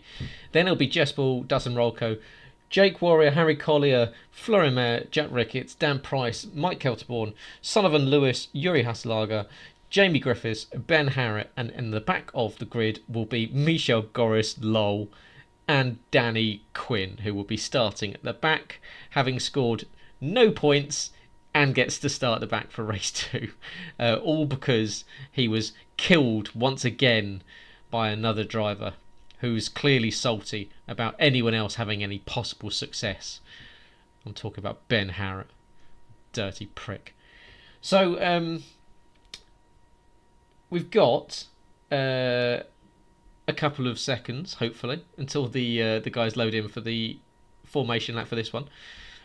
Dry session, it looks as though we've got here in Zandvoort, which is what we wanted, unless it's overcast. We might get some rain later on, who knows. But Pete, if this is you and you're Scott and Bazza, how aggressive are we going off the start to try and hold on to your position? Oh, very aggressive, especially from Bazza. You're in the elimination zone, fella. You've got to be very aggressive. Especially, and Matt Shepherd. Both of them are going to have to be very aggressive to try and hold on to these positions because they need as many points as they can accumulate together after a poor result in the first race. So, yeah, I'd be very aggressive. Scott's got a lot of work to do in the chase as well. I think if Scott wins this race, I'm not going to make any promises, but I'd best to get the champagne out because that'll probably be his only ever win ever. The fact that he'd get it here in Zandvoort, as well would be a shock to us all. Just reading back through, so much salt. Yeah, well, I'll just have a little rundown of the tyres then. Everyone, I'm not surprised, everyone is on softs. And I have seen a few races around here. The soft tyre is very durable. So I expect a double stint on softs, a very short stint on the mediums. But I expected them to do about, I'd say, 6, 8, 6. If my maths is correct, what is Matt Shepherd doing? Oh, and Michael and Jess have hit each other. There's yep, there they go. They get pinged out of existence. Thanos doing his work. As I mean, if you're Scott, you're going to be absolutely shitting yourself right now, because he is starting on pole in a legitimate Jackocar race. Yes, it's not a pole by pace, but of course it is technically a legitimate Jackocar race. Can see Sullivan, Mike, Dan, Jake all can't work out how to stop a car. My word, that was almost a death there from Michel. Once again, he's just replicating what he did at the corner, end of just the last showing race. us again, and he can't park. Anyone else? No, we're all in place. That's a lovely bit of positioning there from Basser as well. I'm a big fan of that, pointing way outside of his box. But let's get started for race 2 here for the Travitz Invitational Sprint. It's lights out, and we're heading down towards turn 1, and it's back. Oh my God, we've got an absolutely humongous crash in the background. That's Fozzie that's gone into and more Harry. at turn 1. Oh, it's all happening. It's all happening. There's cars everywhere. We've got penalties being dished out, and a VSC is now out for all of this chaos that's happened, and Full everyone safety car now. Yeah, with a full safety car coming out, and luckily that might save people, because I was about to say under a VSC they'd all have to change their front wings, and they're going to have to wait until the end of lap 3. You know what? After lap 3, you know, when lap 4 starts, when you're in the pit lane. But yeah, it says VSC, but the safety car is out, and it's going to be behind Michael Okeke, and actually going to be catching up to him if we continue at the pace we're going. No, it's weighted. There we go, at the exit of the Hugenholtz. So that is wing damage 4, and let's count them out. 1, 2, 3, 4, 5. I think that's Quinn. I think Quinn's got some, or is he not? No. That's 5 with Risky. 6, 7. Useless, you lot. 8. We're up to MK Bourne now with potential front wings. No. So, 8 people needing a new front wing. So, does anyone take it on this lap and just go on to another set of soft tyres? It's still Scott, who had an absolutely dreadful start. Bowser got down the inside, and somehow Scott's managed to recover back to the lead. Michel speeds into the pit lane. We're under the safety car. Michael, please slow down. Please, we're under the safety car. Please slow down. You do not need to race in. There we go. So, front wings will go on for Michel, for Yuri, for Jacko, and for Michael. Hard tyres for Michel. Intermediates go on for Yuri, who wants to go back onto the soft tyres. Michael has gone onto a new set of softs, so he's burnt a set of softs early. So, I mean, let's hope you keep this one pointing in the wrong right direction, Yuri, because, well, let's hope the safety doesn't come in at the end of the next lap, because otherwise, this is a silly decision. But maybe he's just got a bit of PTSD from race 1. But Pete, your opinion on the first lap disaster that was. I mean, we had a crash off the line with Dustin, and I think he collected. I think it was Harry. It was definitely a purple car. But then, what on earth happened at turn 1? I think it was Michael getting turned around by maybe Quinn, and that just made the domino effect for everyone else getting the penalties and wing damage. But from the front four, it was a very clean start. Jess had a fantastic launch, got herself up to P3 from that. And yeah, the front four managed to survive. Maybe even the front 5, 6. As I'm not surprised Matt Shepherd's decided to box. He should have done it the previous lap. You're an idiot, Matt. I know you decided to box to serve your 10 seconds. You're dying inside. I can tell so much. The fact that getting a speeding under safety car when going in the pit lane as well, it's just brutal. And you are genuinely dying inside, and I'm not surprised. So Michel makes up from his mistake of being in the pit lane. He's coming again. Probably go on to a set of soft tyres. These are all still non-mandatory. It's at the end of this lap where the mandatory pit stops will start. And Matt Shepherd's going to be at the back, and he's going to have to serve that 10-second, probably on the green flag. But the weirdest part is we had a cleaner start in slippier, more tricky conditions. Yeah, yeah, we did. I mean, I'm a benevolent leader here in Kia. As Jacko said, it's not my tier, and it's very much become my tier. One of my ideas that I wanted to punish people for doing exactly what Shep's just done, with penalty points. Oh, Yuri, you done fucked up, boy. Yeah, he did. I expected that to happen as well. I am surprised he didn't box. Why would he have not He's now boxed? going to have to do a dry lap on intermediate tyres just so he can get a mandatory, and he wasn't at the back. Right. He is going to have a whale of a time. The Inters aren't too bad, but they're going to be incredibly slow. Now, Scott, safety car restart zone. You cannot go early. Let's think about this. Hopefully he's in the chat with Jacko. Jacko hasn't just told him to go for it. Oh, Jacko will. He'll just wind him up. Because he's getting quicker and quicker. You've got to maintain the speed. Don't go too early. He's waiting for the line. DRS now. Anytime from now. And is he gone? I couldn't even tell if he'd gone. That was weird, wasn't it? It's like he didn't accelerate. And he's immediately lost the place. Yes, Scott, you have to leave fourth gear at some point. So he's lost first. Will he lose second to MK Bourne, who's already trying to find a way past? Behind, we've still got cars trying to go side by side. We've got more front wing disappearing. I think that's Jamie Griffiths that potentially had some collision with someone. We've got Jacko pointing in the wrong direction already. Everyone on the dry that hasn't done any sort of dry running at speed is now trying to filter into position. Jess is just about holding up Quinn. Quinn's going to send it down the inside. And we've got a gaggle of cars. One of those being Jamie Numbers, who just got tagged a little bit there. And around goes Bazza. As Bazza, unfortunately, spins out of a potential points-paying position that would have taken him into the next round. But him and Shep now are going to be at the back of this one as Florian gets into the side of Quinn and gets tagged. And look at the absolute state of all of this. And we are on lap 4 of 18. And it is now MK Boyne. MK Boyne is MK Bourne is now with Jamie Numbers, Quinn in. In fact, we're going to get a whole slew of cars diving into the pit lane to serve a stop. And look at the absolute state of this pit lane. Right, stacking. How's stacking going to go? Is everyone knowing of who their teammate is?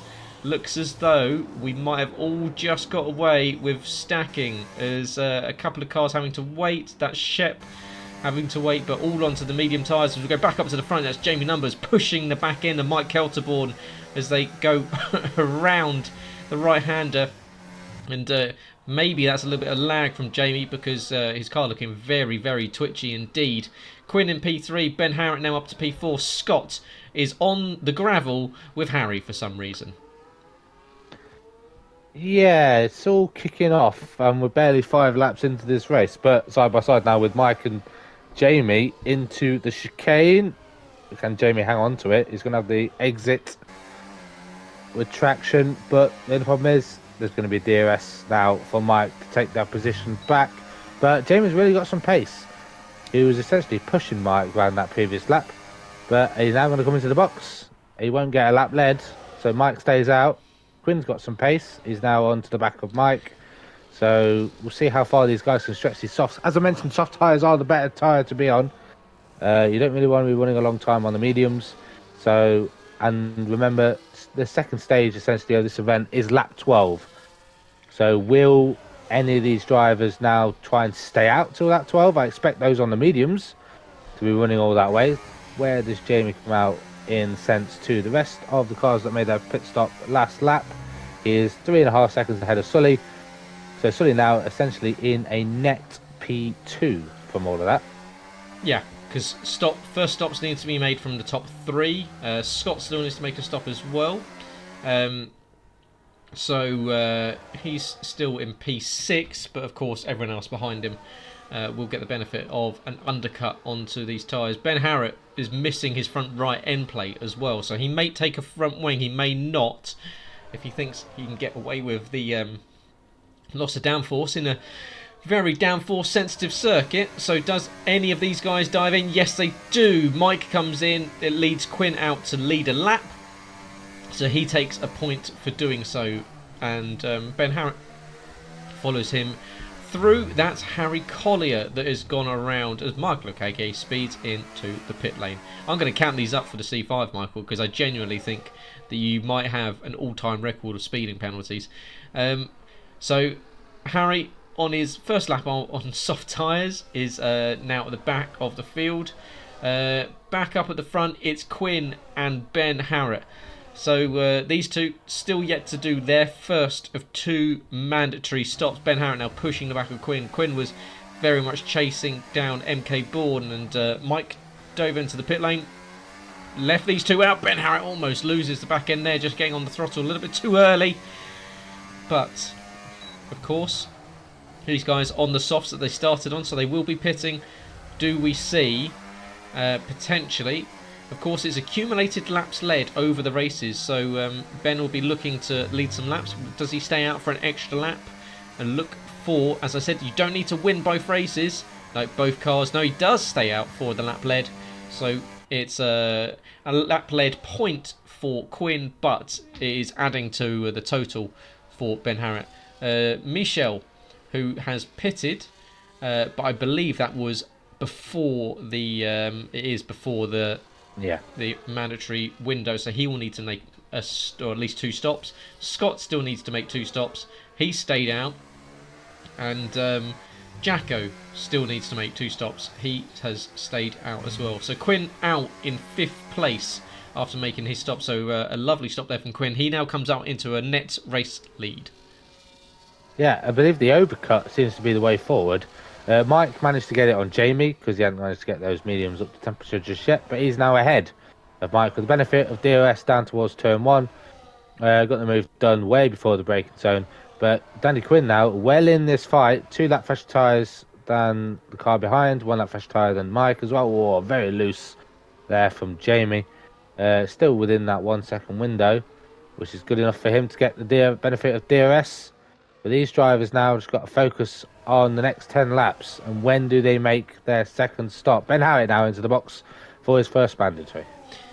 Yep, good decision there from Ben to take the lap lead to add to his tally. So now has a yellow flag out for Harry. Again, Harry must have rear wing damage or something, because he's lost it several times. That's full front wing for Harry as well. So if that is rear wing damage for Harry, which it wouldn't surprise me if he was involved in that crash off the start with Dustin, then unfortunately it's just nursing that car to the end. But at the moment it would be to nil point.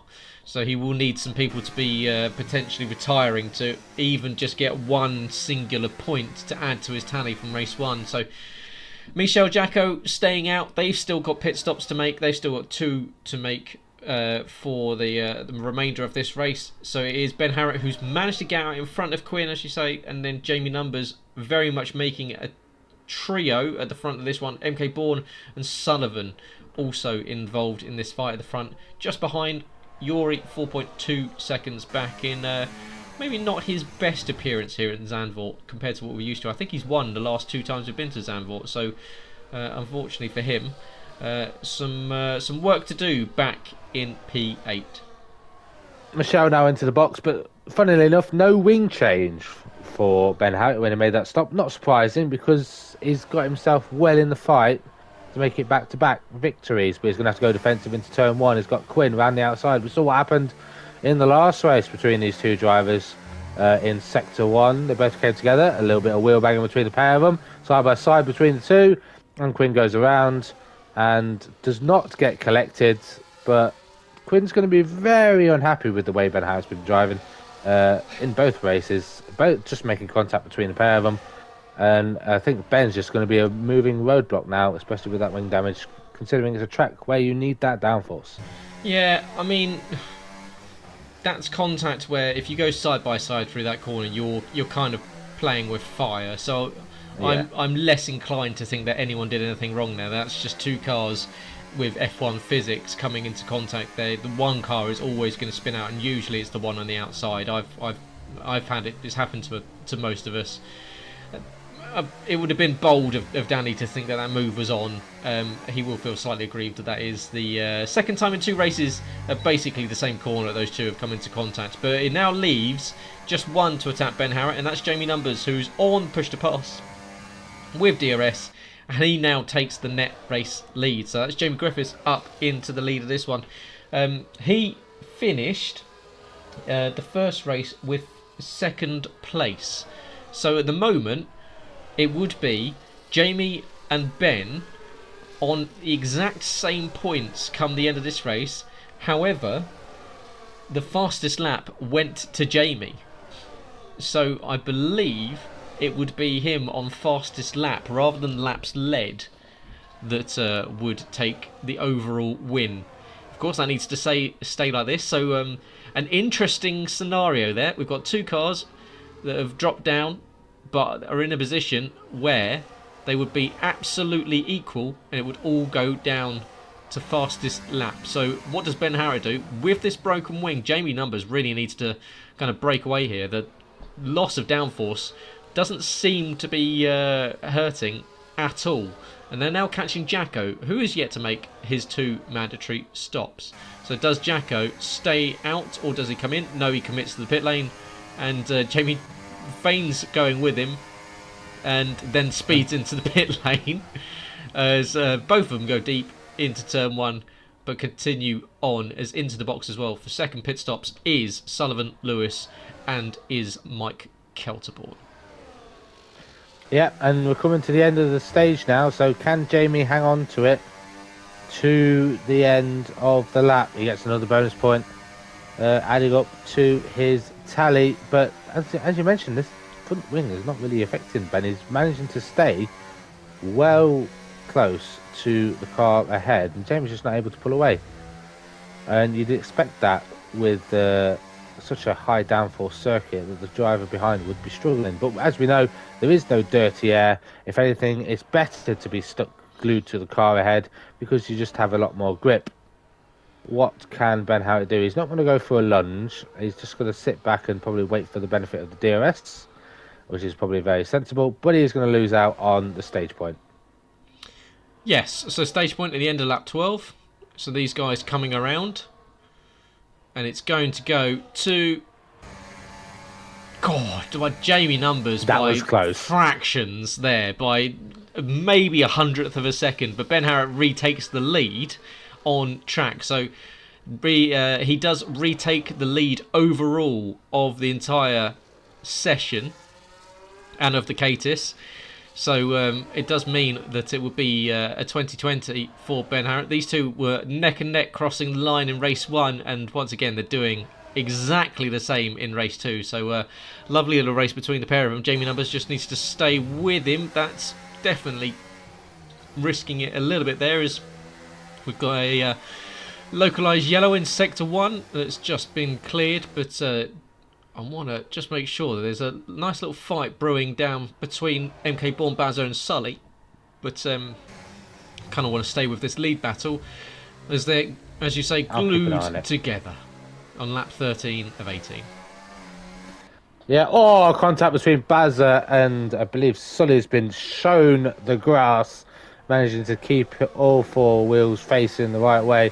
Sully not very happy with that defensive driving from Bazza, and Sully now probably going to try and do a little bit under and over onto the next DRS straight. probably burn his battery. He'll want to get by Bazza. They're all over the place going into the chicane. Will Sully go for a move? He doesn't. Bazza does outbrake himself, and Sully now goes around the outside. And will he get the benefit of DRS? He will not. They've lost 1.5 seconds to Mike up ahead. And now will Bazza decide to dive into the pits after causing chaos?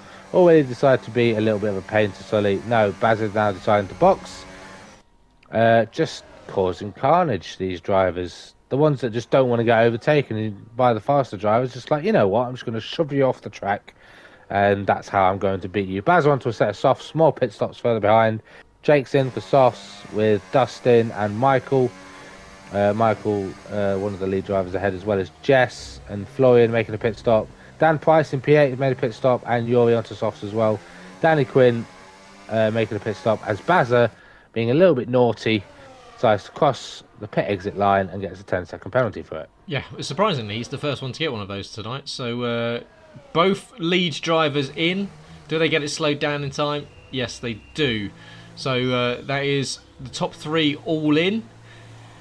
And I believe, is Michel on strategy, or does he need to make another stop? Because he'd done 4 laps, but I will check. I'm pretty sure he stopped on lap 2. So if you could just double check. No, this is strategy now. This is on strategy now for Michel. So Michel now coming out. What will be behind what is a lovely fight between Jacko and Quinn. They're almost 3 wide on exit. Was Jamie Numbers cuts down the inside of Jacko, and unfortunately for him, he's come out.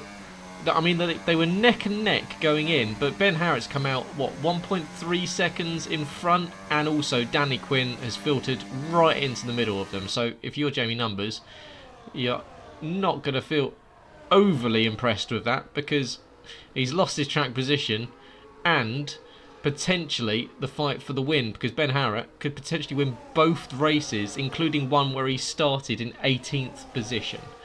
So I'm not quite sure how that's all happened. Yes, there was chaos at the start of this one, but Ben Harrett seems navigated it and has a broken wing and is still up there at the front of this one as Michel clears Jacko for P4. Jacko down to P5. He's got Yuri 1.1 seconds behind.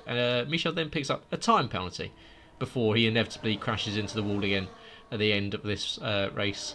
Quinn fastest lap at 11.520. So that would be the point for the fastest lap, because of course the last flying lap or fastest lap was Jamie Numbers in the last race. That was a 1:21.8. So that's smashed it by 10 seconds. So at the moment it is going to Quinn.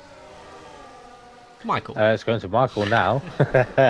I feel like these fastest laps are going to keep changing and swapping as the final couple of laps come to a close. But the benefit here from Jamie is Quinn didn't lose DRS on Ben, and that's what's going to keep him well in this fight. You could literally put a blanket over these 3 drivers. 3-way fight, and I expect Ben Howard to get the elbows out again. He's got Danny Quinn in his mirrors. Does he go for a move into the chicane? Danny would probably be harvesting the battery. He's in none, saving that battery for the benefit of the straight. Both of them around the 50-60% mark, along with Jamie. I think it's just going to be a 3-horse fight now to the finish line. And I can't remember, were you here for Kota? I can't remember if Kota was the one you were missing. No, I wasn't here for Kota. I did miss Kota. Yes, if I can enlighten you on what happened at the end of Kota, there goes Jamie Numbers, there goes the front wing, and into the wall as well. Oh, unfortunately for Jamie, that might pay the end of his race and gift the win to Ben Harrett.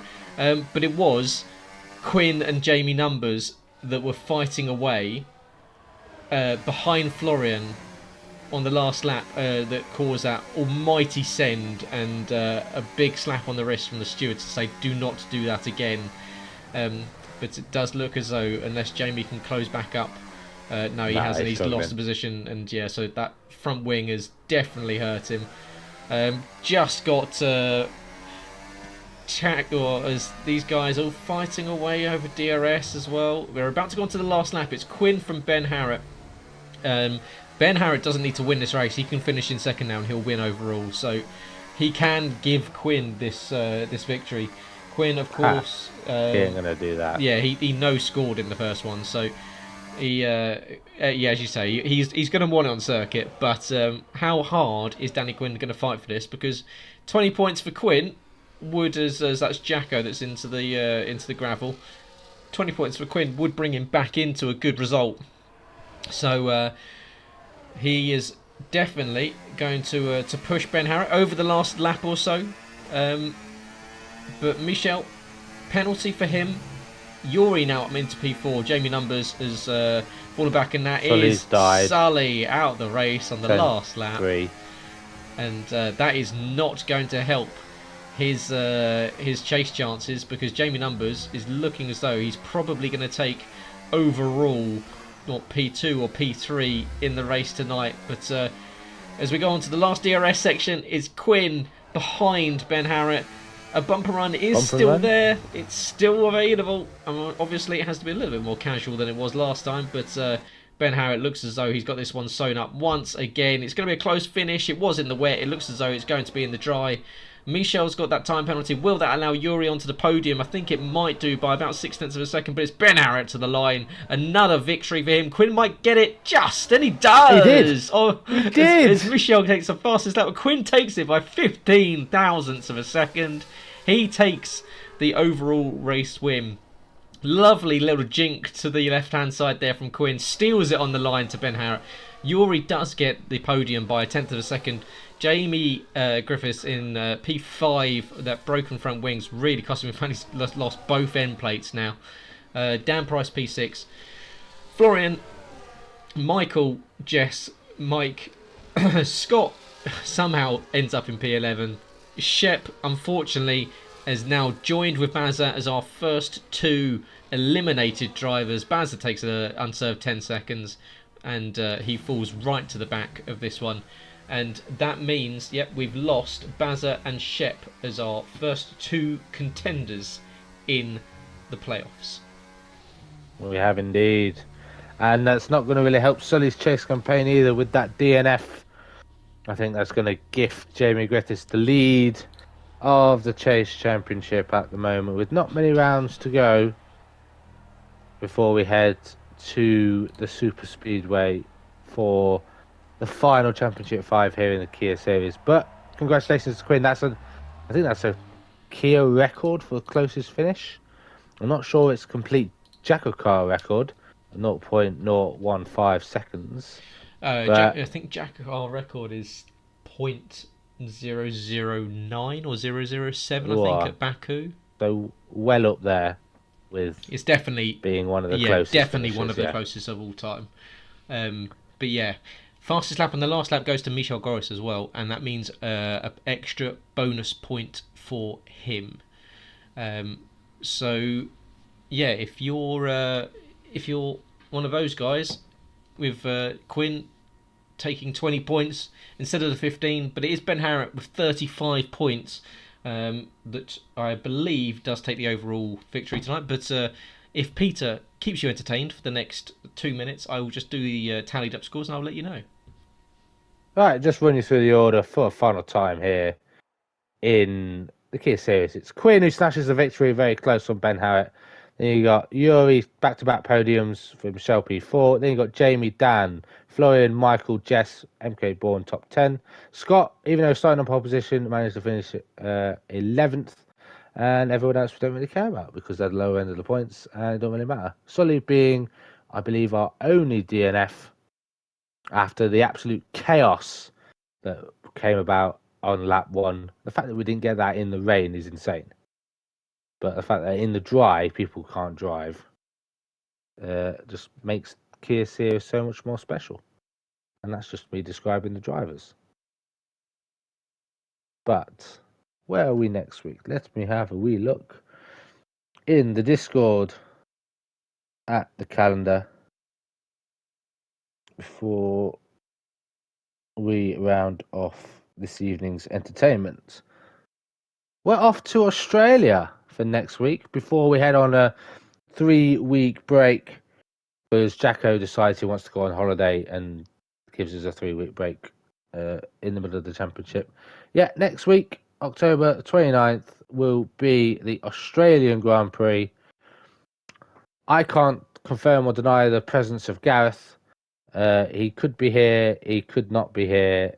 The fact that he's here tonight is actually good enough for me, because I don't know how I would have been able to survive trying to do this segment of the Kia series without him, because it's his idea, and I think he would have probably told Michelle to drive herself to the hospital if the baby was on the way. But we'll see what happens in the coming days. Hopefully it all runs smoothly on Gareth. And after the season break, we've got the San Marino Grand Prix returning on the 19th of November, Silverstone, Singapore, before on the 10th of December we head back to the Super Speedway to round off the final season of the Kia series. The 8th season, will it be the best? Will it be the worst? We find out, as long as Ben Harrett doesn't win it. That's all that matters to me. And hopefully Gareth is finished. He hasn't finished, because I can just hear him typing away. But it's okay. He's almost there. We'll keep talking. Don't forget, this coming Thursday for the Cup Series, we head to Canada. Another track that's shown itself a lot on the Jackocar series, Cup Series calendar. Used to be the final round of the playoff season before heading to Championship 5. Very regular, but it sits itself as the final race for the elimination of the round of 10, essentially, for the Cup Series. Gareth Hall, currently still qualified. Will he be able to make it all the way to the round of 6, where his favourite track of Mexico awaits him? I'll be out there, but that's fine. Yeah. Final results will be verified, of course. I'm sure there will be people challenging them. As Bazza says, some people didn't do too mandatory stops in that race either. Jackocar will be. I'm pretty sure they did. Yeah. Jackocar will be sure engaged. But from what I have provisionally, your winner tonight with 35 points out of a total 40, or a possible 40, is Ben Harrett. So he takes another victory. How boring. P2 with 28 points is Yuri Hasselager. Surprisingly so. P3 with 27 points, and that front wing damage at the end really cost him, is Jamie Griffiths. So your podium for tonight is Ben, Yuri, and Jamie numbers. P4 overall goes to Dan Price. P5 goes to Danny Quinn. P6 goes to Florian. P7 goes to MK Bourne, to Mike Kelterborn. P8 will go to... there is a number of cars here on 13 points, so I will have to check who got the highest result. That will be between Michelle, Jess, and OKK. Jacko also and Sully on 13 as well. So there will be a four-way tie on 13, so they will go down. So a final result will be posted on Twitter on @Jackocar2 and also within the chat. So don't worry, don't fret. We will get it done to you, sorted. It will all depend on who finished highest in what race. But it is, most importantly, Ben Harrett from Your House Lager, from Jamie Griffiths, your top 3 tonight in the second Ked Travitz Invitational Sprint. A confusing but actually ultimately quite enjoyable format. Don't you think, Peter? Yeah, reading into the rules, it was very confusing at the start, but what's not to love about Jackocar? We bring something different, new, dynamic all the time, and it wouldn't be Jackocar without a little bit of spice. Exactly. Thrown into the mix. Exactly. And we're unique. We do it different, and that's why we're the best esports league in the world. Yeah, I totally agree. So thank you very much for joining us. Thank you for Pete for joining me. As he says, it may be him and another next week. Hopefully I'll be here.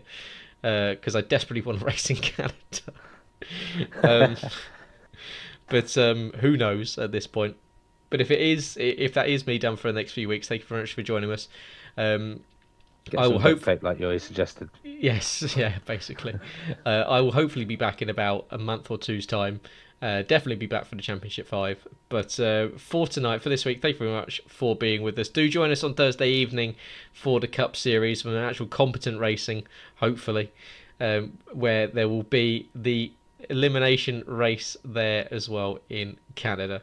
So, yeah, have a good one, guys. Hopefully we'll see you on Thursday. If not, we'll see you on next Tuesday. Make sure you like the stream if you've got it this far. Subscribe if you're new. I don't know why you wouldn't be. Of course, you've all been watching it. And leave a comment saying how wonderful Pete and I are. But have a great week, guys. I'll catch you later. And no Nurkin in the Kirkin.